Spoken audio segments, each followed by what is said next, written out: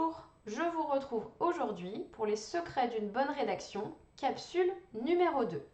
Je vais aborder aujourd'hui l'accentuation des majuscules et des capitales. L'accentuation, qu'est-ce que c'est? C'est le fait de mettre des accents sur les lettres majuscules et les lettres capitales, dont je vous redonnerai la différence juste après. Tout d'abord, petit retour historique pour comprendre les éléments. L'accent, il a longtemps été mis de côté pour des raisons typographiques en imprimerie. C'était complexe d'ajouter un accent sur une capitale, sur une majuscule au début de l'imprimerie. De ce fait, ils étaient mis de côté et non inscrits. Ensuite, à l'apparition des premières machines à écrire puis des premiers ordinateurs, techniquement, c'était aussi compliqué d'intégrer les accents, mais aussi les caractères spéciaux. Nous pouvons citer le CCD sur une lettre capitale ou une lettre majuscule. Et donc, les mœurs ont fait que longtemps, on a préféré ne pas accentuer majuscule et capitale.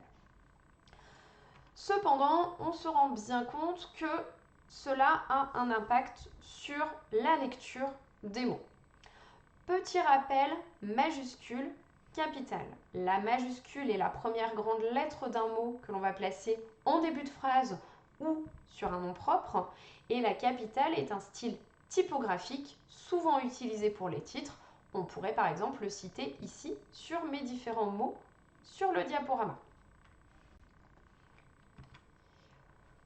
Pourquoi est-ce important d'accentuer les majuscules, les capitales, notamment au niveau d'un titre? Ça va permettre dans un premier temps de différencier le son de certaines lettres.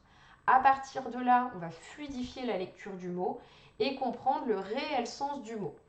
Je prends un exemple qui a été repris par de nombreux journaux. La différence entre un homme tue et un homme tué est totalement visible et les accentuations sont ici indispensables. Aussi, à l'heure actuelle, il est recommandé à l'écrit d'inscrire les accents, d'ajouter les signes spéciaux sur les majuscules et les capitales de vos écrits. Cet aspect est aussi préconisé par l'Académie française. Aussi, vous allez maintenir la touche Alt de votre clavier enfoncé et taper la combinaison de chiffres pour obtenir le symbole directement. Vous n'inscrivez pas le plus, c'est simplement pour vous signifier de maintenir Alt enfoncé et de taper la combinaison de chiffres. Autre possibilité, avec une capture d'écran sur Word, vous pouvez au niveau de l'onglet Insertion, vous rendre tout à droite sur l'aspect symbole, choisir Autre symbole et vous aurez accès à l'ensemble des caractères spéciaux disponibles.